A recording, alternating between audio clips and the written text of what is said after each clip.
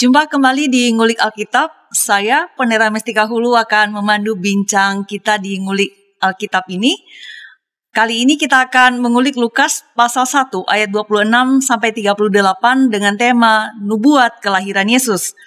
Untuk mengulik teks kita ini telah hadir di studio Bapak Pendeta Asigor Sitanggang THD. Halo Pak Pendeta. Halo Bu Mestika. Apa kabar? Baik. Senang sekali Bapak kembali hadir di studio untuk berbagi kepada para pemirsa yang sedang menyaksikan kita saat ini. Sama-sama, saya juga senang bergabung kembali di sini.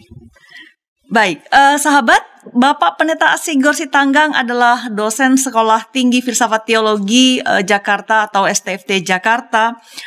Kita berterima kasih kepada beliau menjadi narasumber kita di Ngulik Alkitab episode ini. Seperti biasa saya sampaikan di sini bahwa program Ngulik Alkitab diadakan sebagai sarana untuk belajar dan mendalami kitab suci dan kemudian kita melihat apa yang menjadi relevansinya dalam kehidupan kita sehari-hari. Dan kami dengan senang hati mengajak para sahabat untuk berinteraksi melalui kolom komentar yang tersedia. Kita akan awali ngulik kita kali ini dan kita buka dengan doa dipimpin oleh Bapak Pendeta Asigor. Silakan Bapak. Baik, mari kita bersatu dalam doa. Kami datang kepadamu ya Tuhan, memasuki sesi tentang nubuat kelahiran Yesus. Kiranya Engkau menyertai setiap kami, menyertai pemaparan ini, sehingga kami diberkati, baik kami yang menyampaikan berdiskusi di sini, maupun juga para pemirsa melalui GKI TV. Dalam nama Tuhan Yesus kami serahkan sesi ini. Haleluya, amin. Amin. Saya akan membacakan Lukas pasal 1 ayat 26-38 yang menjadi teks kita. Para sahabat silakan dengan Alkitab juga yang ada di tangan sahabat sekalian. Lukas pasal 1 ayat 26-38. Lembaga Alkitab Indonesia memberi judul pemberitahuan tentang kelahiran Yesus. Dalam bulan yang ke-6, Allah menyuruh malaikat Gabriel pergi ke sebuah kota di Galilea bernama Nazaret kepada seorang perawan yang bertunangan dengan seorang bernama Yusuf dari keluarga Daud. Nama perawan itu Maria. Ketika malaikat itu masuk ke rumah Maria, ia berkata, "Salam hai engkau yang dikaruniai, Tuhan menyertai engkau." Maria terkejut mendengar perkataan itu, lalu bertanya di dalam hatinya, "Apakah arti salam itu?" Kata malaikat itu kepadanya, "Jangan takut hai Maria, sebab engkau beroleh kasih karunia di hadapan Allah. Sesungguhnya, engkau akan mengandung dan akan melahirkan seorang anak laki-laki, dan hendaklah engkau menamai dia Yesus. Ia akan menjadi besar dan akan disebut anak Allah yang Maha Tinggi, dan Tuhan Allah akan mengaruniakan kepadanya tahta Daud bapa leluhurnya, dan ia akan menjadi raja atas kaum keturunan Yakub sampai selama-lamanya, dan kerajaannya tidak akan berkesudahan." Kata Maria kepada malaikat itu, "Bagaimana hal itu mungkin terjadi karena aku belum bersuami?" Jawab malaikat itu kepadanya, "Roh Kudus akan turun atasmu dan kuasa Allah yang Maha Tinggi akan menaungi engkau. Sebab itu anak yang akan kau lahirkan itu akan disebut kudus, anak Allah. Dan sesungguhnya Elisabet, sanakmu itu, ia pun sedang mengandung seorang anak laki-laki pada hari tuanya, dan inilah bulan yang ke-6 bagi dia yang disebut mandul itu. Sebab bagi Allah tidak ada yang mustahil." Kata Maria, "Sesungguhnya aku ini adalah hamba Tuhan. Jadilah padaku menurut perkataanmu itu." Lalu malaikat itu meninggalkan dia. Baik, saya langsung ke Pak Pendeta. Pak Pendeta, kalau kita melihat teks kita hari ini dari judulnya saja bahwa ini merupakan pemberitahuan mengenai kelahiran Yesus. Nah, saya ingin bertanya ke Pak Pendeta, dalam ngulik kita kali ini, karena saya punya keyakinan para pemirsa ngulik Alkitab ini sudah sering membaca ini. Ya, jadi khusus di ngulik kita kali ini, hal-hal apa yang perlu kita ketahui atau perhatikan dari teks ini, dan kita mulai dari mana Pak? Baik, terima kasih Ibu Tika. Perikop yang menjadi acuan kita kali ini tentang kelahiran Yesus, dan di Alkitab kita bahasa Indonesia judulnya pemberitahuan, tetapi saya menjudulkannya nubuat ya, bukan sekedar pemberitahuan. Kita biasanya mengaitkan nubuat itu kan dengan nabi, tetapi sebetulnya tidak harus mati seperti itu, tetapi nubuat itu lebih bicara ada dua aspek, bisa nasihat, bisa juga sesuatu yang sifatnya prediktif begitu ya. Nah, di sini ada sesuatu yang sifatnya prediktif, dan prediktif di sini menjadi menarik karena disampaikan oleh Gabriel mengenai kelahiran Yesus dan bahwa Maria akan mengandung dan melahirkan anak begitu. Dan ini kehamilan Maria dari Roh Kudus yang dimulai di ayat yang ke-26. Dalam bulan yang ke-6, Allah menyuruh malaikat Gabriel pergi ke sebuah kota di Galilea bernama Nazaret. Nah, ini menjadi menarik karena ini berkelanjutan dari perikop sebelumnya, di mana di kisah sebelumnya ada disebut tadi kan bulan ke-6, dan ini merujuk pada ayat 24 di mana Elizabeth yang mengandung Yohanes sedang mengandung 5 bulan. Jadi 5 bulan mengandung, masuk bulan yang ke-6, kemudian Yesus. Dan ini dengan kata lain sebetulnya berbicara sebagai, kalau dalam sejarah yang panjang disebut Heilsgeschichte, salvation history, maka di sini jadi semacam sebuah sejarah kecil, bagian dari sejarah keselamatan, tapi jadi puncaknya. Nah, ketika bicara puncaknya, di dalamnya ada Elizabeth, baru kemudian Maria, ada Yohanes, baru kemudian Yesus. Dan ini sebetulnya nanti memberikan gambaran bahwa pelayanan Yesus terkait erat dengan pelayanan Yohanes Pembaptis begitu. Di Lukas tidak nampak, tapi di Yohanes cukup nampak.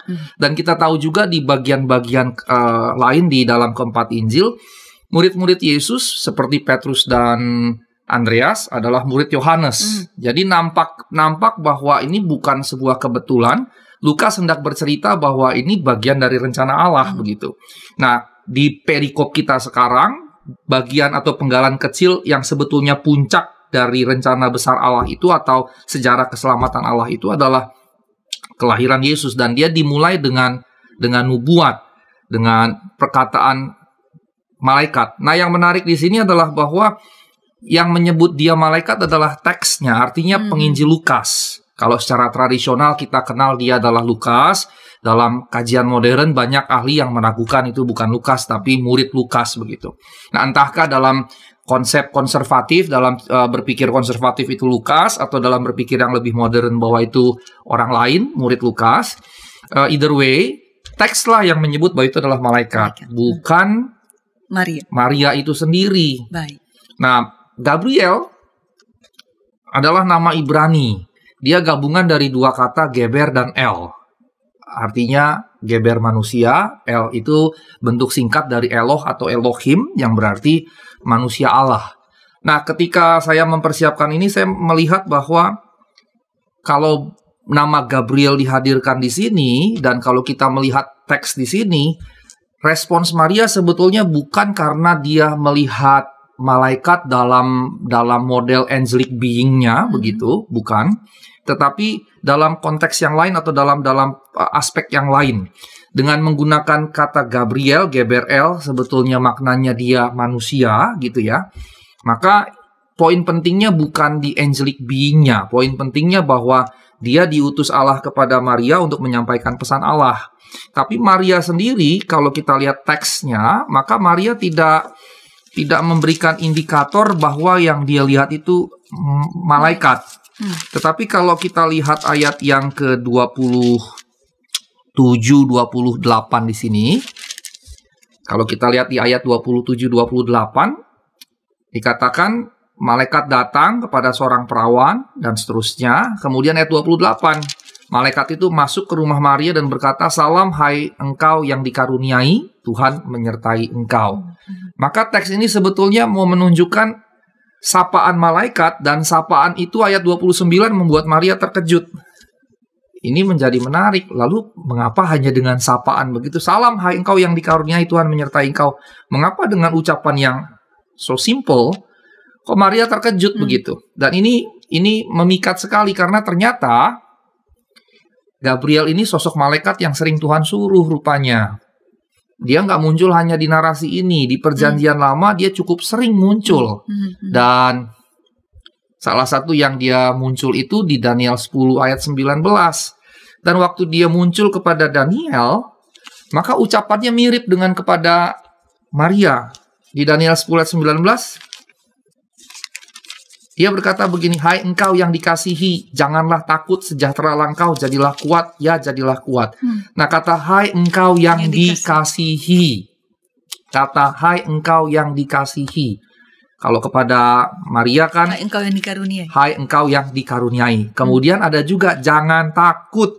Nah, dua frasa tadi, salam hai engkau yang dikaruniai. Kalau versi Daniel tadi, salam hai engkau yang dikasihi. Dikasihi, dikaruniai, itu bisa kita anggap sinonim begitu. Dengan kata lain, sebetulnya Maria terkejut mendengar perkataan itu, bertanya-tanya dalam hatinya apa maksudnya. Ini penulis Injil Lukas sebetulnya hendak mengaitkan perkataan Gabriel di Lukas kepada Maria dengan perkataan Gabriel kepada Daniel. Atas dasar itulah Lukas kemudian berkata bahwa itu malaikat Gabriel. Dan atas dasar itu sebetulnya kemudian Maria terkejut. Karena nampaknya perkataan Gabriel seperti ini diketahui atau dipahami atau dimengerti oleh orang-orang Yahudi saat itu. Bahwa ini perkataan Gabriel dalam kitab Daniel dan juga mungkin dalam tafsir para rabi dan yang lain-lain dia juga hadir. Sehingga ketika salam hai engkau yang dikaruniai, dia kling. Maria seperti kling. Ini apa ini maksudnya ini? Kok seperti yang ini? Karenanya kemudian dikatakan Maria terkejut begitu. Nah, pesannya kemudian ketika Maria terkejut, Maria berkata dalam hati, dia bertanya-tanya. Ini juga menarik ya. Kok penulis Lukas tahu kan dalam hati?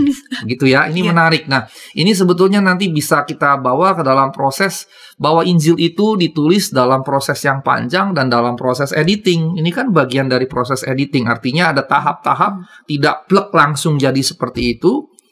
Mungkin saja ada tradisi yang mencatatkan apa yang Maria alami dan Maria ceritakan. Dan memang dalam tradisi studi Perjanjian Baru khususnya Injil, kita mengenal yang disebut oral tradition, tradisi lisan, yang mengalir dari generasi ke generasi. Dan mungkin dalam tradisi lisan itu bagian ini masuk. Dan memang sebetulnya tradisi lisan ketika dia mulai dituliskan dibagi dalam fragmen-fragmen. Salah satu fragmen yang beredar adalah masa kanak-kanak Yesus. Masa kanak-kanak Yesus mencakup ini. Jadi bisa dikatakan kira-kira sejarah singkatnya seperti itu. Jadi ketika dikatakan dia bertanya di dalam hati, berarti Maria kemudian mencatatkannya atau menyampaikannya, dan ada yang mencatatkannya masuk dalam fragmen. Dan berkembang kemudian dikumpulkan dalam Injil Lukas. Nah, ketika dia bertanya dalam hati, dia tanya apa arti salam itu. Ini Maria sebetulnya juga sedang melakukan refleksi teologis kan. Ini maksudnya apa ini? Dia ngomong ini apakah ada arti, dan dia mendalami arti itu. Nah, sementara dia masih merenungkan arti itu, malaikatnya langsung ngomong lagi berlanjut. Di ayat yang ke-30 seterusnya sampai 33. Jangan takut hai Maria, sebab engkau beroleh kasih karunia di hadapan Allah. Sapaannya tadi kan, salam hai engkau yang dikaruniai. Maka kemudian jangan takut, engkau beroleh kasih karunia di hadapan Allah. Sesungguhnya engkau akan mengandung dan akan melahirkan seorang anak laki-laki, dan hendaklah engkau menamai dia Yesus, akan menjadi besar, disebut anak Allah yang maha tinggi. Dan Tuhan Allah akan mengaruniakan kepadanya tahta Daud, bapa leluhurnya, dan menjadi raja atas kaum keturunan Yakub sampai selama-lamanya, dan kerajaannya tidak berkesudahan. Ketika dia sedang merenungkan arti dari salam, makna dari salam orang ini, karena teks tidak menggambarkan Maria melihat malaikat, teks hanya menggambarkan Maria terkejut dengan ucapan yang berkorelasi dengan ucapan di Daniel, begitu ya. Kemudian dia merenungkannya. Dia belum selesai berefleksi dengan apa yang dimaksud dengan ucapan tersebut, langsung sosok ini menyampaikan pesan yang sebetulnya berat sekali, besar sekali. Memang Maria adalah keturunan Daud. Kalau kita baca di atas ini, dikatakan bahwa di ayat yang ke-27, seorang perempuan bertunangan dengan seorang bernama Yusuf dari keluarga Daud, nama perawan itu Maria. Nah, ada yang berkata bahwa Yusuf memang keturunan Daud, tapi Maria juga keturunan Daud. Sehingga Matius itu memberikan silsilah dari garis keturunan Yusuf, sementara Lukas dari garis keturunan Maria. Ada yang mengatakan demikian, tapi ada yang mengatakan bahwa sebetulnya baik Matius maupun Lukas, dua-duanya garis keturunan Yusuf, tapi satu dari ayah Yusuf, satu lagi dari ibu Yusuf. Tetapi untuk model tafsiran yang pertama yang memahami bahwa itu adalah garis keturunan Maria, berarti dengan kata lain Maria juga adalah keturunan Daud. Namun di sisi yang lain, sekalipun Yusuf atau Maria keturunan Daud, mereka ayat 27 dikatakan dari keluarga Daud. Kalau dalam teks bahasa Inggris itu dari rumah Daud, dan memang dalam bahasa Ibrani rumah dan keluarga itu bisa dianggap sama begitu. Dan ini menunjukkan bahwa pada satu sisi mereka aristokrat, tapi ternyata di sisi yang lain mereka bukan aristokrat yang kaya raya. Sehingga kalau kita dalam budaya Batak misalnya, anak dibedakan dengan boru, anak lelaki dengan anak perempuan dibedakan. Dan dalam budaya Tionghoa juga cucu dan seterusnya dari lelaki dengan perempuan dibedakan. Ini cucu dalam, ini cucu luar. Sehingga kalau misalnya Daud di sini beranak pinak, sangat mungkin Yusuf dan Maria memang keturunan Daud tapi sudah jauh sekali. Kalau dalam budaya Tionghoa mungkin sudah cucu luar banget begitu. Kalau dalam budaya Batak boru udah boru banget begitu, udah jauh sekali ke sana. Tapi tetap dalam garis keturunan. Nah, bisa dibayangkan dari perempuan yang walaupun aristokrat tapi sudah rakyat biasa, kemudian diberi beban sebesar ini. Kalau dia masih persis putri raja atau cucu putri dari seorang raja, masih generasi kedua, diberi beban kerajaan, masuk akal. Tapi dia rakyat biasa, di provinsi yang biasa, di kota yang biasa juga, begitu, bukan Yerusalem, diberi beban ini kan besar. Tapi yang kedua, bebannya tambah besar karena dia perawan. Nah, kata perawan ini, Parthenos dalam bahasa Yunani, ini artinya sebetulnya bukan sekedar belum berhubungan seksual atau belum menikah, tapi seorang perempuan, anak gadis yang sudah akil balik dan baru beranjak remaja, tapi pada zamannya sudah bisa dinikahi. Sehingga kalau kita bawa dalam penilaian kita sekarang nih Bu Tika, nah ini sebetulnya Maria ini sekitar umur 15-16 tahun. Jadi betul-betul masih muda begitu, perawan muda sebetulnya. Tanggung jawab itu terlalu berat ya? Terlalu berat. Dan kalau kita bawa dalam konteks sekarang, saya suka kalau mengutip Maria, saya suka menyatakan begini. Ini menunjukkan bahwa konsep nilai pada zaman dahulu berbeda dengan konsep nilai pada zaman sekarang. Pada zaman sekarang, Yusuf yang sekitaran usia 30 lebih menikahi perempuan usia 15, itu kan bisa dituduh pedofilia. Di zaman sekarang. Zaman sekarang. Itulah nilai zaman sekarang. Tetapi pada zaman saat itu, Maria berusia 15-16, dalam nilai-nilai kultural saat itu hal yang wajar sekali, tidak ada nilai negatif sama sekali. Nah, bisa dibayangkan dalam usia yang masih muda belia, belum menikah pula, kemudian diberikan beban seperti ini. Maka ini menjadi beban yang sangat besar yang ada di pundak itu. Maka ketika malaikat memberi salam kepada Maria, Alkitab kita berkata terkejut. Nah, dalam bahasa Yunaninya diatarachte, yang artinya sebetulnya bukan sekedar terkejut begitu, bukan. Tapi justru jadi lebih tepatnya cemas. Harus pengertiannya lebih berat dibandingkan sekedar terkejut. Ada di situ nuansa atau konotasi cemas, ada nuansa takut. Karena malaikatnya juga kemudian bilang, jangan takut. Berarti dia takut, dan memang dia tarachte itu artinya sebetulnya juga takut, bukan sekedar terkejut begitu. Tapi ada beda dengan Febe itu gemeteran begitu. Ada satu teks di mana kata takut itu digunakan dengan Febe yang artinya lebih lagi gemeteran, takut yang gemeteran. Nah, di sini menjadi cemas lebih tepat atau menjadi takut lebih tepat, dan ini sejalan dengan seruan malaikat jangan takut. Sehingga bisa dibayangkan ketika malaikat beri salam, Maria berpikir panjang, ini maksudnya apa? Belum selesai dia berproses dalam pikirannya, kemudian disampaikanlah pesan yang sedemikian berat kepada Maria. Dan ini menjadi gambaran yang bisa kita lihat begitu. Jadi ketika disampaikan, mungkin baru di situ dia sadar, ini mungkin malaikat yang ngomong. Karena nampaknya selain korelasi dengan Daniel 10 ayat 19 tadi, juga kemudian korelasinya dengan latar belakang Maria yang adalah dan Yusuf terutama yang adalah keturunan Daud. kok bisa saya dibebankan beban sebesar ini? Mungkin baru di situ dia. Tapi yang jelas Maria sendiri tidak pernah menilai, memahami bahwa yang ngomong adalah malaikat. Tetapi itu penilaian narator Injil Lukas kemudian berdasarkan kisah tersebut dan berdasarkan fakta bahwa dia kan ditulisnya sekitar tahun 70-80 setelah Masehi. Berarti dia lihat ke belakang begitu. Sehingga dengan lihat ke belakang dia menilai itu malaikat. Tapi Maria sendiri tidak melihat bahwa itu malaikat. Baik. Kita lanjutkan ulikan kita setelah pesan-pesan berikut ini.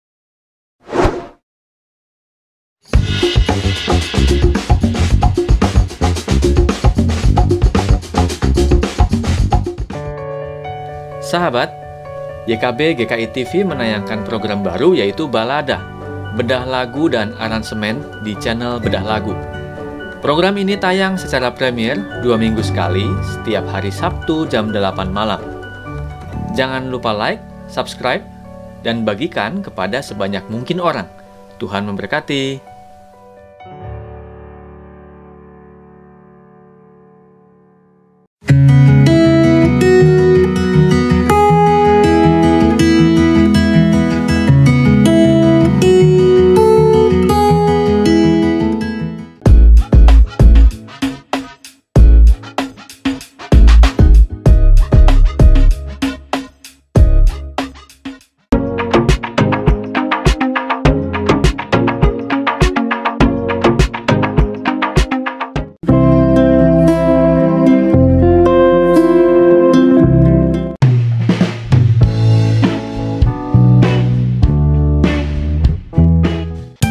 Sahabat, mari dukung pelayanan dan pekabaran Injil melalui YKB dengan membagikan link acara ini kepada sebanyak mungkin orang.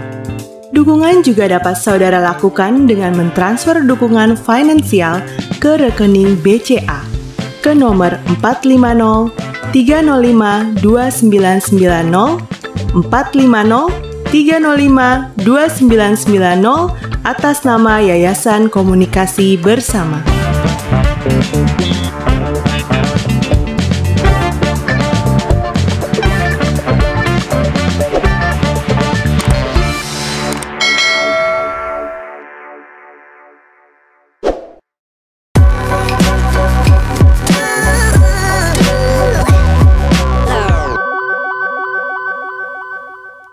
Masih di Ngulik Alkitab bersama saya Pendeta Mestika Hudu dan narasumber kita Bapak Pendeta Asigor Sitanggang.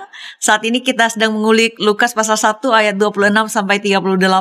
Tema kita kali ini nubuat kelahiran Yesus. Para sahabat silakan jika ingin berinteraksi melalui kolom komentar yang tersedia. Langsung kembali ke Pak Pendeta. Tadi di segmen pertama sudah dijelaskan hal-hal mengenai perjumpaan Gabriel dengan Maria dan ketakutan yang dialami oleh Maria. Nah, saya ingin bertanya ke Pak Pendeta nih, di membuka segmen kedua kita ini. Setelah perjumpaan itu, dan ada kekhawatiran bahkan ketakutan di dalam diri Maria, begitu, hal-hal apa saja yang patut kita perhatikan dalam peristiwa Maria, perjumpaan Maria dan malaikat ini? Baik, terima kasih Bu Tika. Sebelum menjawab itu, saya ingin memberikan semacam catatan tambahan terkait teks kita, rekan-rekan sekalian. Ada beberapa poin yang menarik. Misalnya di ayat 31. Kalau kita lihat di ayat 31, ini nubuat kan sama dengan yang disampaikan di Matius. Hanya ada perbedaannya. Di Injil Matius dikatakan, dan engkau menamai dia Immanuel. Nah, kita biasanya dalam acara-acara perayaan Natal di banyak gereja begitu, teks Matean atau teks Injil Matius yang lebih banyak dikutip dan engkau akan menamai dia Immanuel. Tetapi Lukas di sini justru menarik dan hendaklah engkau menamai dia Yesus. Nampaknya kalau kita mendalami teori sumber atau teori dua sumber di mana Markus Injil tertua jadi sumber bagi Matius dan Lukas, dan Matius dan Lukas itu ditulis lebih dulu Matius baru kemudian Lukas. Dengan kata lain, ketika Lukas menulis Injilnya, dia sudah punya akses di tangannya Injil Markus dan Injil Matius. Dan berdasarkan teori dua sumber, Matius dan Lukas juga punya sumber lain yang secara hipotetis disebut dengan sumber Q. Sehingga ada bagian yang sama dengan Matius dan Lukas yang di Markus tidak ada, maka bagian yang sama itu sumbernya adalah yang disebut secara hipotetis sumber Q.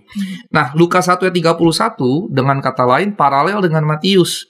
Hanya ketika Lukas menulis, Matius sudah menyebut Immanuel, Lukas nampaknya memilih tidak mengikuti istilah yang Matius gunakan, Immanuel, yang artinya Allah menyertai kita. Waktu Matius mengutip itu, dia jelas mengutip Perjanjian Lama merujuk ke belakang. Di kitab Yesaya, dia merujuk ke belakang dan tentunya kepada teks yang otoritatif bagi masyarakat Yahudi. Karena kita tahu bahwa selain kitab Musa, Mazmur, maka kitab Yesaya lah salah satu kitab yang sudah diterima luas di masyarakat Yahudi di era Tuhan Yesus hidup sebagai kitab suci. Tetapi mereka belum memiliki kitab suci yang fix seperti tanah begitu, karena itu baru diputuskan tahun 90, tahun 100. Jadi beberapa dekade setelah Yesus begitu. Jadi pada saat itu mereka belum punya sebuah kitab yang baku selain Taurat, maka yang sudah diterima luas Mazmur dan Yesaya. Sehingga ketika Matius mengutip Immanuel, otomatis kan dia merujuk kepada Yesaya. Dia mau berkata, inilah yang dinubuatkan Yesaya, inilah penggenapannya. Tetapi Lukas 1 ayat 31 dengan dia menyebut nama Yesus, maka nampaknya dia tidak merelate ke teks Yesaya tadi, begitu. Dan ini menjadi menarik, dia lebih merelate kepada nama asli yang diberikan kepada sang bayi. Kalau Immanuel kan lebih kepada gelar, titular begitu ya, gelar gitu. Dan bukan nama, ini lebih menunjuk kepada nama. Dan ini seakan-akan agak sedikit mau membawa Yesus keluar bukan hanya milik orang-orang Yahudi, tetapi milik semua bangsa. Dan ini berkaitan sekali dengan silsilah yang dicantumkan di Matius, dengan silsilah yang dicantumkan di dalam Injil Lukas. Kalau kita lihat silsilah yang disebutkan di dalam Injil Lukas, maka dia menarik silsilah itu sampai kepada siapa? Sampai kepada Adam. Lukas 3 ayat 38. Anak Enos, anak Set, anak Adam, anak Allah. Jadi Yesus dibikin silsilahnya ditarik sampai ke Adam. Sementara di Matius silsilah Yesus hanya ditarik sampai ke Abraham. Jadi jelas sekali bahwa teologi silsilah Matius dalam konteks Yudaisme, dan itu kita bisa terima sangat logis. Sementara konteks teologis Lukas adalah keluar daripada Yudaisme kepada bangsa-bangsa, kepada semua bangsa. Sehingga kita jadi mengerti mengapa di nubuat ini Lukas menggantinya dengan Yesus, dengan nama Yesus. Sebab kan nggak mungkin Gabriel nongol 2 kali. Nongol 1 kali bilang Immanuel, dicatat Matius Immanuel. Nongol kali kedua menyebut Yesus, dicatat Lukas Yesus.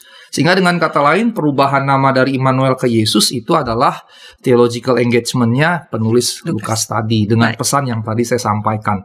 Dan ini menjadi data yang penting. Kita cenderung sukanya Matius, tapi ternyata ada juga versi Lukas yang menyebutkan langsung nama Yesus. Poin yang kedua, ayat 32 itu langsung menyebutkan anak Allah yang maha tinggi, kemudian mengaruniakan tahta Daud, bapa leluhurnya. Dan walaupun tadi saya katakan dia langsung ke nama Yesus, tapi toh tetap dikaitkan kepada tahta Daud. Mengapa?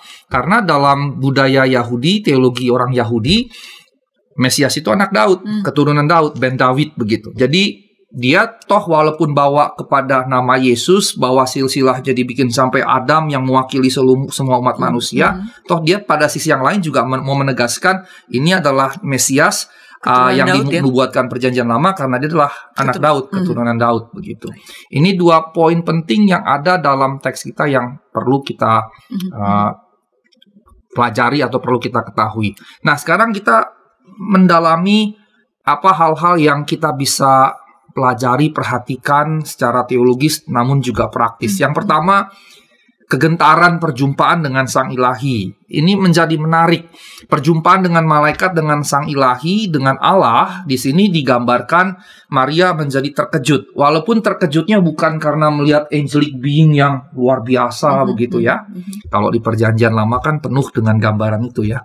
Yesaya di bait Allah, tiba-tiba kemuliaan Allah kuat, dia langsung ketakutan, dia langsung berteriak, binasalah aku yang penuh kesalahan dengan bibirnya begitu, atau seperti Musa, atau seperti Yakub dan yang lain-lain. Di Perjanjian Lama penuh dengan perjumpaan yang sifatnya adikodrati, tapi perjumpaan di sini justru sangat manusiawi atau sangat insani.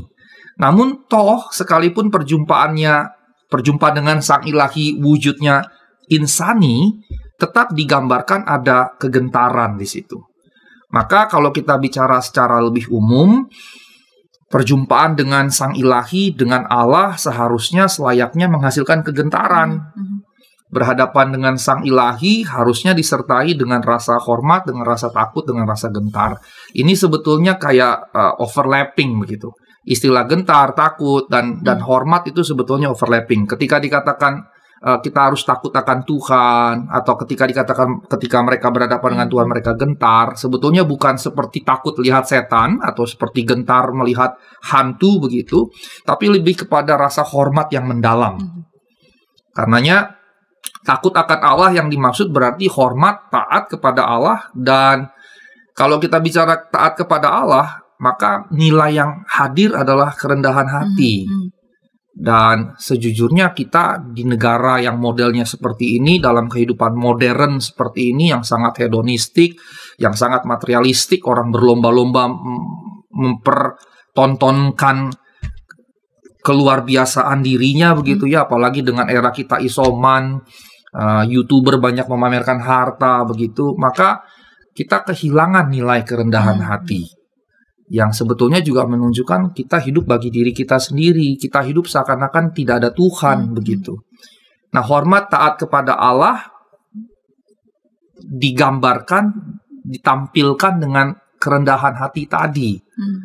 Dan karenanya dia tidak boleh hanya hadir di gereja, tidak boleh hanya hadir di rumah Allah, tapi justru dia harus hadir di luar batas tembok-tembok rumah Allah itu. Dalam kehidupan sehari-hari ya? Dalam kehidupan sehari-hari yang melintasi batas-batas. Jadi ketika saya katakan tembok-tembok itu harusnya dipahami bukan sekedar tembok fisik, tapi segala batas yang kita bangun begitu, yang kita bangun di antara kita. Nah, dia harus melampaui batas-batas tadi atau tembok-tembok tadi. Sehingga kerendahan hati harus hadir di dalam segenap kehidupan. Jadi kalau kita mau berkata kita mengasihi Tuhan, kita takut Tuhan, maka dia harus terlihat bahkan ketika kita ada di pasar, berelasi dengan orang-orang di sana. Kalau kita sebagai pedagang kepada pembeli, kalau kita pembeli kepada pedagang, relasi kita kepada tukang parkir, relasi kita kepada siapapun yang kita jumpai, agama apapun juga, suku apapun juga, begitu. Itu yang menjadi penting. Karena Yakobus 4 ayat 15 mengatakan, jika Tuhan menghendakinya, kami akan hidup dan berbuat ini dan itu. Ini berkaitan dengan perencanaan-perencanaan yang kita lakukan. Pak Yakobus hendak menunjukkan bahwa kerendahan hati termasuk di dalamnya bahwa sebetulnya kita hanya bisa merencanakan, tapi kita tidak tahu, kita tidak bisa sepenuhnya tahu bahwa yang kita rencanakan akan terjadi seperti yang kita rencanakan. COVID ini saja contohnya. Saya ingat sekali di gereja saya 15 Maret 2020, kami ibadah terakhir, dan saya mengumumkan di gereja saya bahwa minggu depan kita tidak akan beribadah dulu secara fisik, kita akan ibadah online. Kami sudah siapkan waktu itu pakai Microsoft Teams. Dan saya katakan ya paling kita hanya beberapa minggu saja ibadah online sambil kita lihat COVID ini mereda. Ternyata 15 Maret 2020 adalah hari minggu terakhir kami beribadah. Sampai sekarang kami belum pernah beribadah secara fisik. Siapa yang bisa merencanakan? Kita pikir sebulan paling selesai. Ternyata enggak. Ternyata 1 tahun 5 bulan juga belum selesai. Waktu kami mulai vaksinasi, waktu saya mulai vaksinasi, saya melalui waktu itu Kementerian Agama dan PGI di Masjid Istiqlal. Kemudian vaksin kedua, dan kemudian akhirnya dapat program dari sinode saya untuk memvaksin bahkan pengerja, penatua segala macam. Maka saya vaksin mereka semua, saya bawa, saya antar, dan saya katakan sepertinya kalau kita sebagian besar pengurus sudah divaksin, bahkan jemaat ada yang sudah divaksin, kita bisa mulai ibadah minggu, itu April ke Mei. Dan ternyata ketika kemudian hari raya Lebaran tiba, banyak pulang kampung, orang pulang kampung balik ke Jakarta, dan ternyata kemudian meledaklah. Sempat mereda lagi, tiba Juni, Juli, sampai pertengahan Juli meledak lagi begitu. Jadi kami berencana batal, rencanakan lagi batal, rencanakan lagi batal, rencanakan lagi batal. Yang kemudian kalau lihat dari sini, dari 15 Maret 2020 sampai sekarang kami belum pernah beribadah fisik sama sekali. Nah, dari situ kan kita tahu bahwa perencanaan kita juga tidak bisa kita katakan akan 100% terjadi, karenanya memang kita harus cukup rendah hati untuk menyerahkannya kepada Tuhan.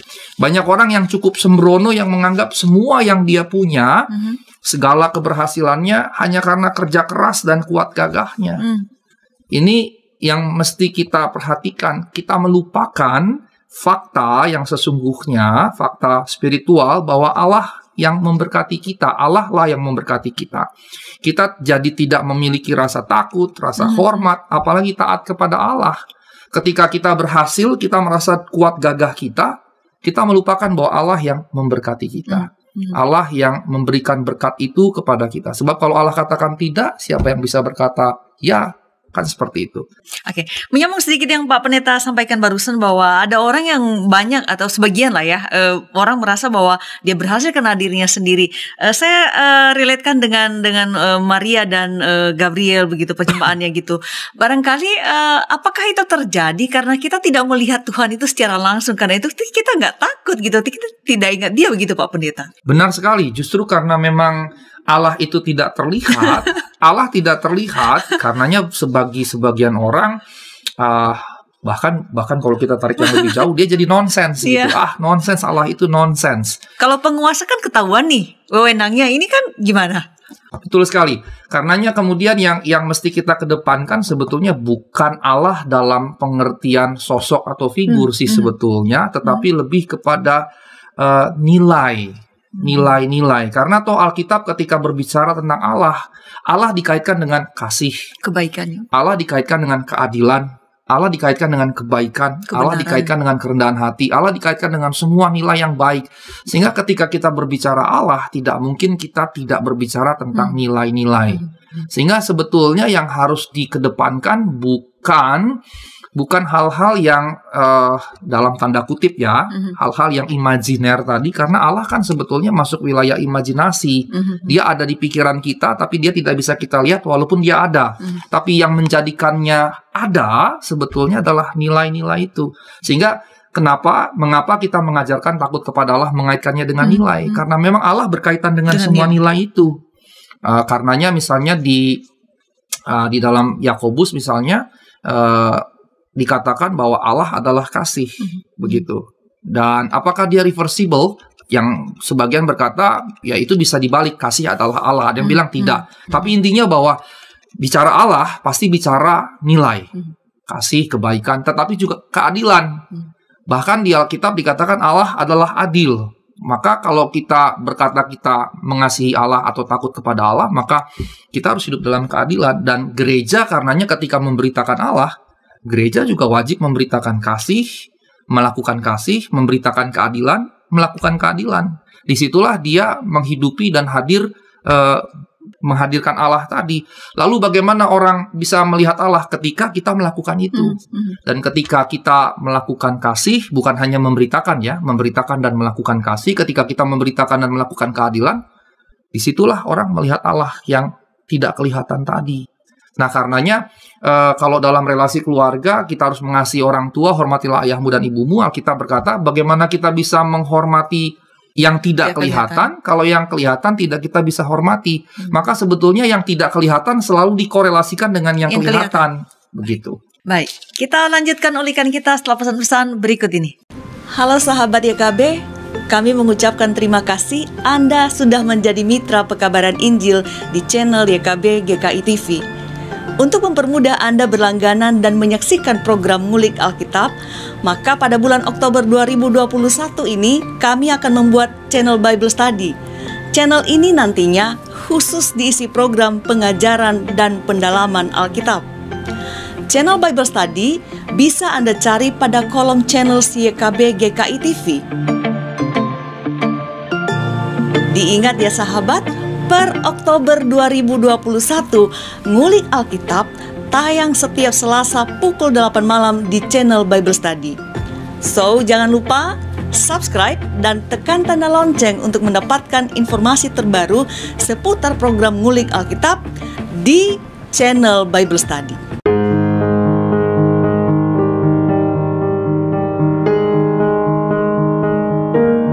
Sahabat, Kami mengucapkan terima kasih karena sudah menjadi mitra pekabaran Injil di channel YouTube YKB GKI TV. Untuk mempermudah sahabat berlangganan dan menyaksikan program renungan berbahasa daerah, maka pada bulan November ini kami membuat channel YouTube YKB berbahasa daerah. Channel ini khusus diisi program-program berbahasa daerah yang ada di Indonesia.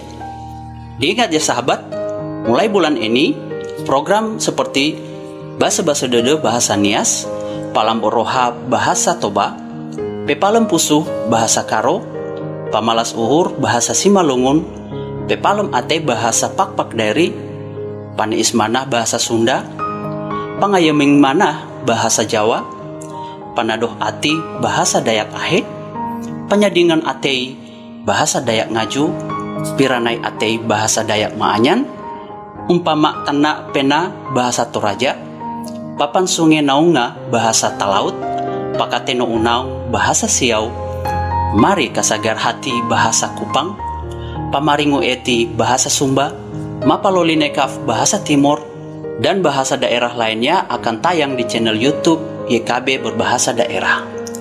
Jangan lupa subscribe dan tekan tanda lonceng untuk mendapatkan informasi video terbaru di channel YouTube YKB berbahasa daerah. Terima kasih. Tuhan Yesus memberkati.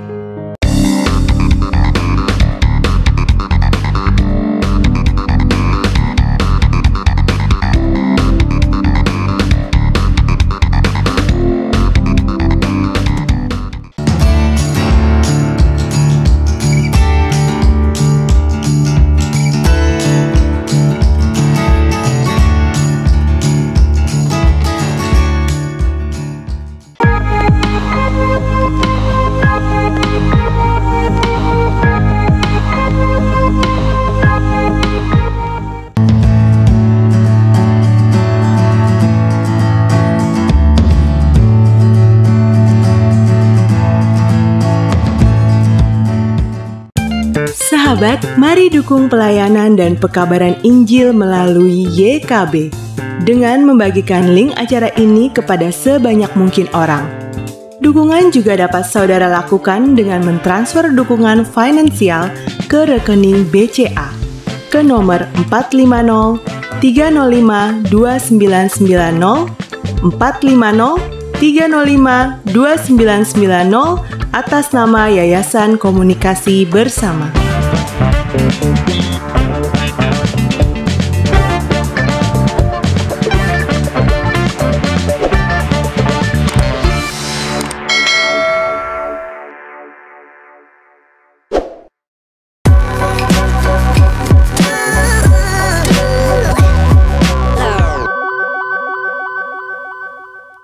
Terima kasih masih setia bersama kami di Ngulik Alkitab. Saya Pendeta Mestika Hulu dan narasumber kita Bapak Pendeta Asigur Sitanggang.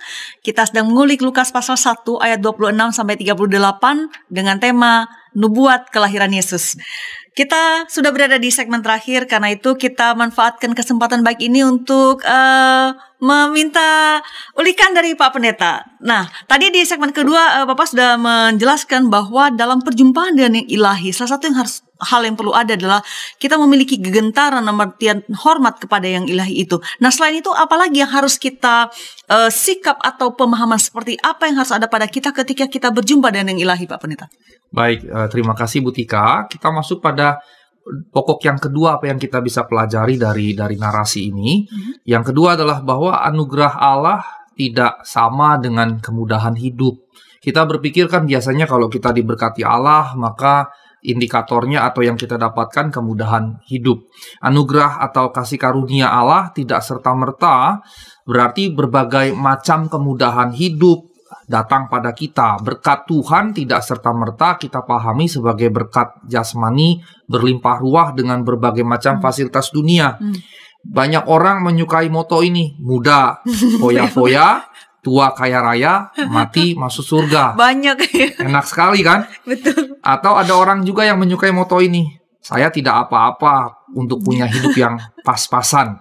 Pas butuh uang, ada uang. Pas butuh rumah, dapat rumah. Pas butuh mobil, dapat mobil. Pas butuh istri suami yang cantik atau yang ganteng, langsung dapat. Banyak juga ini. Ada wanita yang menyukai pria yang apa adanya. Atau pria yang menyukai wanita apa adanya. Ada perusahaan, ada rumah, ada mobil, ada harta banyak, dan lain-lain. Tetapi narasi kita justru tidak mengajarkan yang demikian. Narasi yang kita pelajari dengan Maria justru kebalikannya. Anugerah atau kasih karunia yang Allah berikan kepada Maria justru bukanlah sebuah kenyamanan, bukan sebuah kenikmatan hidup, kemewahan, keuangan berlimpah, dan sejenisnya. Melainkan sebuah masalah, bahkan masalah yang besar, ya masalah yang besar, bukan masalah kecil, betul-betul masalah besar. Bagaimana tidak kita katakan besar, rekan-rekan sekalian? Belum punya suami, belum menikah, dia akan mengandung. Itu saja sudah sebuah persoalan. Apalagi di masa waktu itu. Seorang perempuan yang mengandung tanpa suami, raja mati hukumannya. Lebih parah lagi, klaimnya dia mengandung dari Roh Kudus. Kalau zaman sekarang kena mental. Misalnya, saya mohon izin saya ambil contoh Butika begitu ya. Ketika Butika datang ke dokter kandungan, terus dokter kandungan memeriksa, terus kemudian, Bu Pendeta, ini ibu mengandung. Siapa suaminya? Terus Butika bilang, oh tidak ada, dari Roh Kudus. Kira-kira ginekolog mana yang mau percaya begitu? Kalau dia ginekolog Kristen, mungkin dia nggak akan merespon Butika, tapi dia keluar jendela. Dia lihat ada nggak bintang yang sedang jalan begitu. Karena itu nggak masuk akal. Karena nggak masuk akal. Jadi klaim dia hamil dari Roh Kudus, kita sudah mendapatkan narasi dalam kitab suci yang kita agungkan begitu. Tapi kalau kita menyelami realitas sesungguhnya yang secara real terjadi, siapa yang akan percaya kepada berita tersebut? Saya mengandung ini bukan karena lelaki lain, tapi karena Roh Kudus. Ingat tadi, mengandung tanpa suami saja sudah berujung hukuman mati, apalagi mengklaim mengandung dari Roh Kudus. Ini dikatakan sebagai blasfemi, penghujatan kepada Allah begitu. Kehormatannya sebagai perempuan justru di sini terancam, bahkan nyawanya juga terancam. Nah, seorang wanita atau perempuan dalam budaya Yahudi saat itu mengandung tanpa suami, kemudian klaim dari Roh Kudus, ya sudah pasti rajam mati. Kita ingat saja perempuan yang ketangkap basah berzina di dalam Yohanes. Itu bisa kita bayangkan, bisa-bisanya dia tertangkap, tapi lelaki yang berzina dengannya tidak ada begitu. Itu kan sebetulnya bukan berzina. Nah, ada penafsir yang berkata kemungkinannya pelaku prianya diusir duluan karena teman dekatnya imam-imam gitu, CS-nya, jadi disuruh. Tapi intinya adalah perzinahan saja dihukum mati, apalagi kalau kemudian hamil dengan bukti yang nampak seperti itu. Apalagi klaim dengan dari Roh Kudus. Dari Roh Kudus. Sebagai penghujatan ya? Sebagai penghujatan. Sehingga dari sini anugerah atau kasih karunia atau berkat di sini malah masalah yang bisa kita katakan besar sekali. Tidak akan ada orang yang percaya, dan ini jadi masalah. Dan yang menariknya adalah bahwa kemudian setelah berita itu disampaikan, kalau kita memperhatikan teks Alkitab, malaikat kemudian hilang lenyap begitu saja. Meninggalkan dia. Ayat ini jadi seperti kalau kita lihat pada perspektif yang berbeda, ini kayak nggak fair gitu. Kok malaikat datang ngasih beban, habis itu ditinggalin aja gitu. Cuma bilang jangan takut, kamu kan begini-gini, jangan takut, terus ditinggalin. Ditinggalkan malaikat sendirian. Malaikat meninggalkan Maria sendirian dengan pergumulan masalahnya kan. Ya, Pak Pendeta, saya kira itu menarik ya penjelasan bagian ini ketika Pak Pendeta mengatakan bahwa anugerah Allah itu tidak mengandaikan bahwa hidup kita menjadi mudah gitu. Dalam peristiwa Maria justru anugerah Allah yang diterima ini menimbulkan masalah super besar pada dirinya begitu. Nah, saya tertarik untuk meminta penjelasan Pak Pendeta barangkali gitu.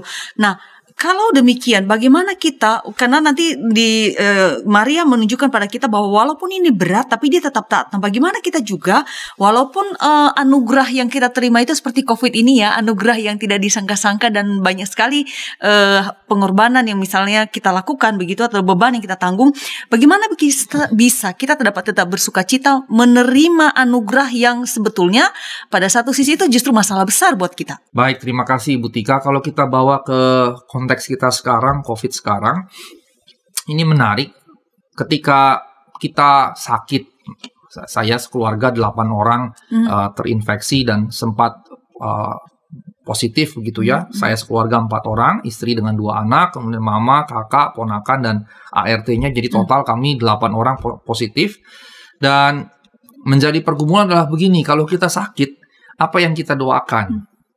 Kalau saya kemarin gejala ringan, mama saya gejala berat, apa yang kita doakan? Biasanya kan kalau kita sakit, kita berdoanya maunya sembuh begitu ya.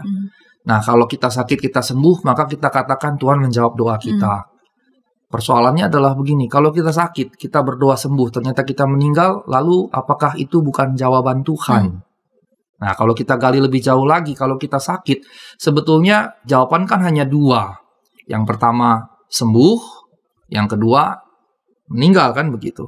Orang sakit kan solusinya atau jalan keluarnya cuma 2. Entah sembuh, entah meninggal. Nah, kalau sembuh kita katakan Allah berkarya atau Allah pegang kendali, God is in control. Kira-kira kalau kita sakit terus kita meninggal, Allah pegang kendali tidak? Kendali juga harusnya. Nah, dalam perspektif narasi kita, sebetulnya dia menjawab itu secara tidak langsung.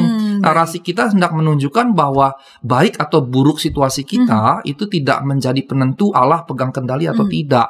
Narasi kita justru mau menunjukkan entah dalam keadaan yang baik, waktu Maria belum didatangi malaikat kan everything is well gitu kan, dia baik-baik saja, Allah pegang kendali. Tetapi ketika malaikat Gabriel datang dan kemudian memberitakan itu dan itu terjadi, dia mengandung, kan masalah. Yusuf sempat mau menceraikan, tapi diam-diam supaya nggak membawa malu, sebab kalau dia menceraikan tidak diam-diam, kena rajam, kan begitu. Maka Yusuf berusaha menceraikan diam-diam untuk mengamankan Maria, sebetulnya menolong Maria. Tapi dia tidak jadi. Ini sudah masalah. Kemudian masalah-masalah yang lain yang mungkin terjadi itu besar sekali. Dengan kata lain, narasi ini menunjukkan keadaan yang baik sebelum malaikat datang, dan setelah malaikat datang menjadi punya banyak pergumulan, dua-duanya Allah pegang kendali. Sehingga Allah yang hadir dalam anugerahnya atau bahasa lainnya pegang kendali tidak ditentukan dari baik atau buruknya situasi kita. Makanya yang perlu kita lakukan bukan berpikir lagi kok Allah nggak ada, tapi bagaimana menemukan Allah di situasi-situasi buruk itu. Bagaimana saya bisa menemukan Allah di dalam situasi-situasi yang buruk yang saya hadapi. Kita kan sudah baca teksnya setelah Lukas menulisnya. Tapi kalau kita balik ke Maria, bayangkan pergumulan beratnya begitu. Lebih mengerikan lagi, saya ingin share satu pengalaman saya ketika saya masih studi di Jerman begitu. Saya berkesempatan ke satu gereja di kota Frankfurt, gereja Lutheran.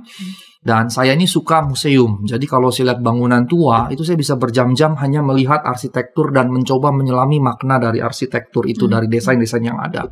Nah, di satu gereja besar, gereja utama di kota Frankfurt, di wilayah Old City-nya, ada satu gereja yang sangat besar, dan di pojok itu ada patung Maria sedang menggendong Yesus, bukan bayi Yesus, tapi Yesus yang mati.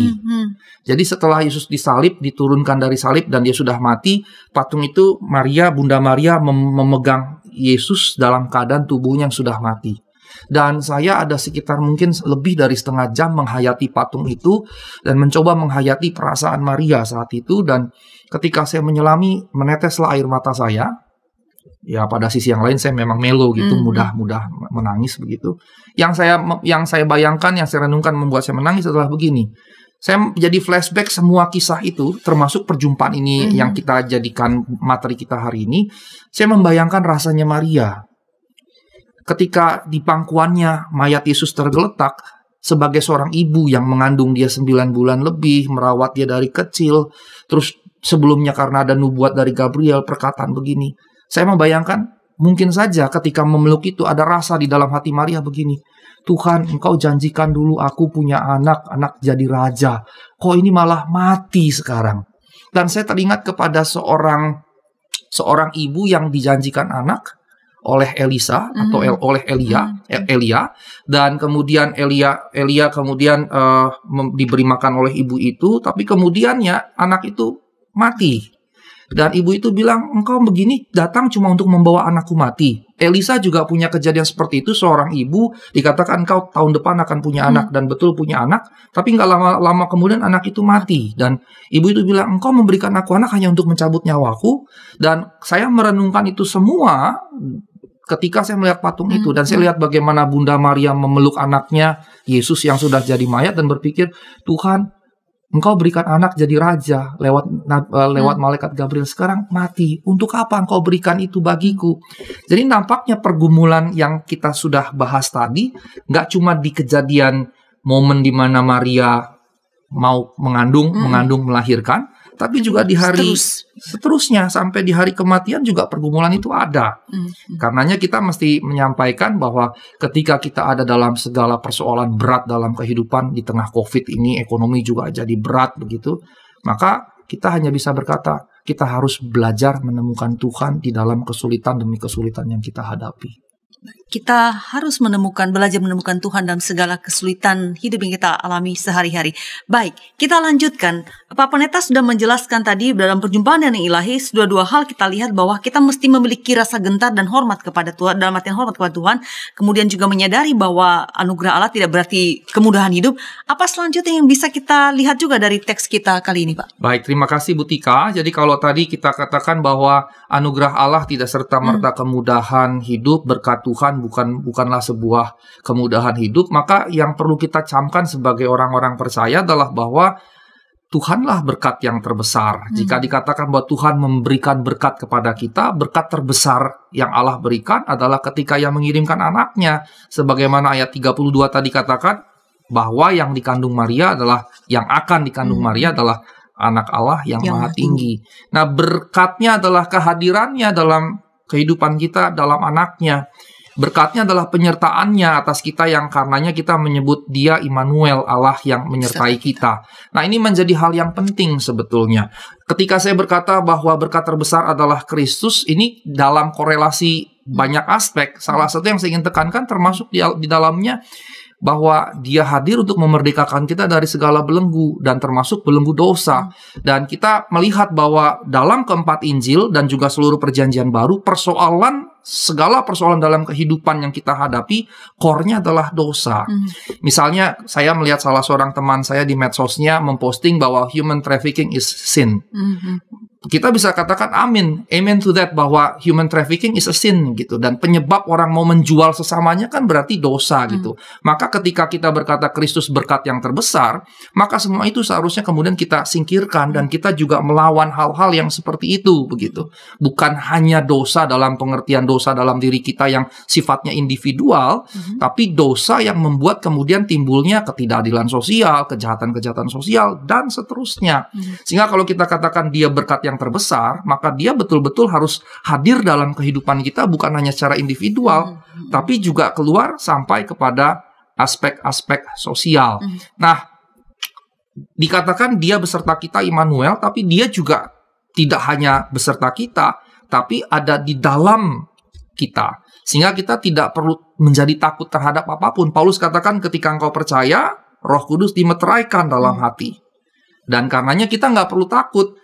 Maut telah ditelan dalam kemenangan, kata Paulus. Hai maut, di manakah kemenanganmu? Hai maut, di manakah sengatmu? Dan sengat maut ialah dosa, kuasa dosa ialah hukum Taurat. Syukur kepada Allah yang telah memberikan kepada kita kemenangan oleh Yesus Kristus Tuhan kita.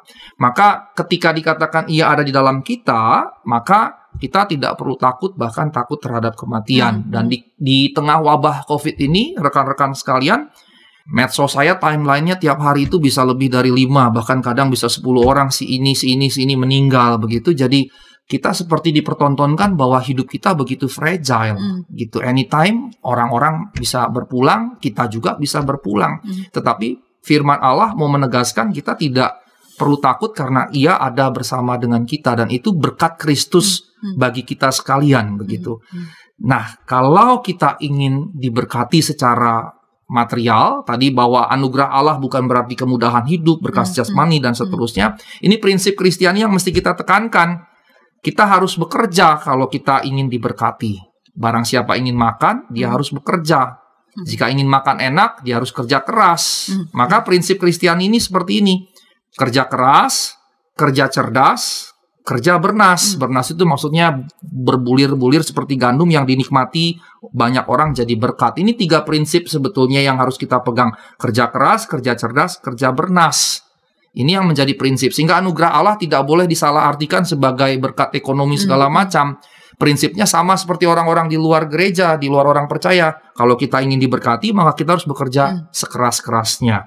Itu yang kita bisa pelajari terkait pokok yang ketiga. Baik, apakah masih ada lagi hal lain yang bisa kita lihat dari teks kita kali ini, Pak Pendeta? Bagian yang terakhir, yang menurut saya justru diperagakan oleh Maria, yaitu ketaatan Maria. Baik.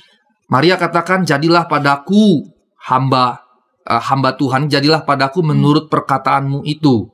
Maria berkata demikian, aku ini hamba Tuhan, jadilah padaku menurut perkataanmu itu. Maka poin yang keempat yang saya ingin bagikan kepada kita sekalian, menjadi hamba Tuhan, anak Tuhan, atau apapun istilah yang kita pegang, itu berarti taat. Maria punya kesadaran yang kuat nih.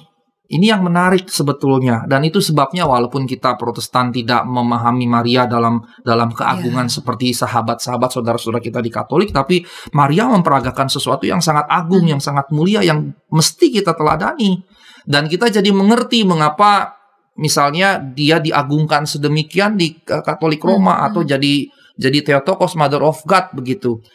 Walaupun kita tidak memahami demikian, tapi kita jadi mengerti Maria punya kesadaran yang kuat bahwa dia adalah hamba Tuhan, sehingga dia mesti tunduk pada perkataan atau firman Allah.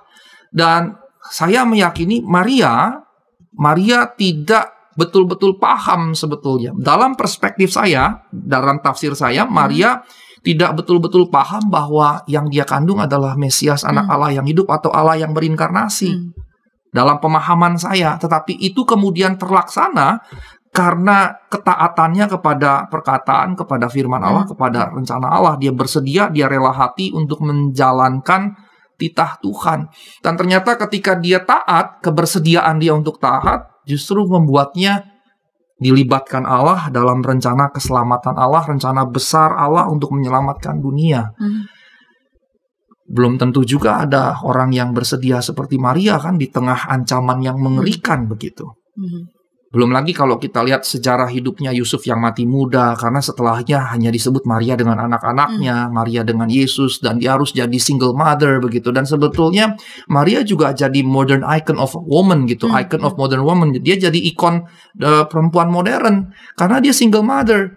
Dan yang menarik, Markus 6 ayat 3 berkata masih ada juga saudara-saudara perempuannya. This was a big family gitu. Ini keluarga yang besar sekali. Yesus punya saudara laki-laki, ada Yakobus, Yudas, Simon, dan Yoses. Kemudian ada saudara-saudara perempuan yang nggak disebut berapa banyak begitu. Dan dia jadi single mother mengurus sekian banyak anak. Bayangkan apa yang dikerjakan oleh sosok Maria yang luar biasa. Bukan hanya menjadi ibu bagi Tuhan, tapi juga jadi ikon bagi perempuan-perempuan modern yang begitu tangguh jadi single mother. Jika Maria menolak, Allah bisa saja menggunakan perempuan lain yang bersedia dan rela, sama seperti kalau Yunus menolak, Allah bisa panggil Nabi. Tapi kebersediaan Maria menjadi begitu agung dalam narasi ini. Ketaatannya menjadi begitu agung. Sehingga saya melihatnya begini, kita tidak tahu kalau kita taat bisa menghasilkan sesuatu. Tetapi kalau kita taat, mungkin saja ketaatan kita bisa menghasilkan sesuatu bukan hanya bagi kita, tapi bagi pekerjaan Allah begitu. Maria tidak punya gambaran yang begitu lengkap dengan kekristenan yang begitu besar sekarang begitu. Dia punya peranan yang sangat penting. Pada saat Gabriel ngomong itu kan dia terkejut dan dia cemas, dia ketakutan. Tapi ternyata ketaatan dia, kebersediaan dia di tengah ketakutan, melawan ketakutan itu berdampak pada sebuah karya yang tidak akan pernah dilupakan sepanjang sejarah. Betapapun beratnya dia tidak menolak. Dan dia tahu bahwa dia adalah hamba dan Allah adalah majikan. Ia adalah ciptaan dan Allah adalah pencipta. Yang menjadi persoalan dengan banyak manusia modern adalah kebalik. Dia ingin jadikan Tuhan sebagai hamba, dia majikannya. Doa-doa syafaat kita penuh dengan permintaan-permintaan begitu. Minta ini, minta ini, minta ini. Bahkan ada buku-buku rohani yang ditulis mengajarkan bagaimana meminta kepada Tuhan supaya Tuhan kabulkan. Kan konyol begitu.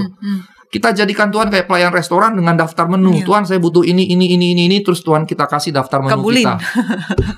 Kita jadikan Tuhan sebagai bukan majikan, tapi justru jadi pelayan. Nah, Maria menunjukkan sebetulnya relasi yang benar antara Allah dengan umat. Bahwa dia pencipta, kita ciptaan, dia majikan, kita adalah hamba.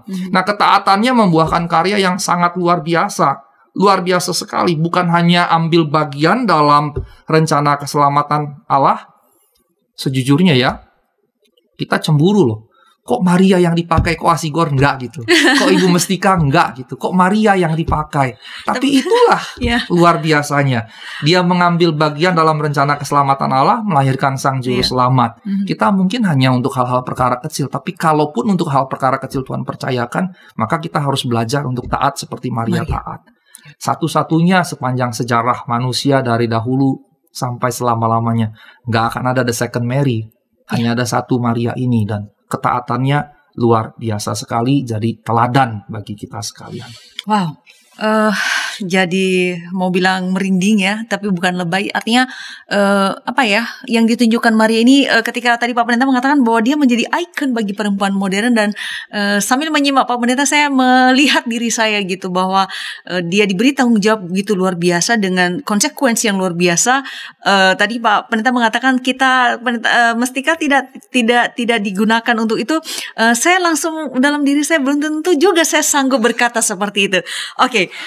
Itu berarti pelajaran yang apa ya, yang patut kita renungkan. Kalau kita diminta seperti Maria, sanggupkah kita untuk taat? Dan tentu saja saya harus menjawab untuk diri saya sendiri bahwa tidak mudah untuk menjadi taat. Pak Pendeta, kita berada di penghujung ngulik Alkitab ini.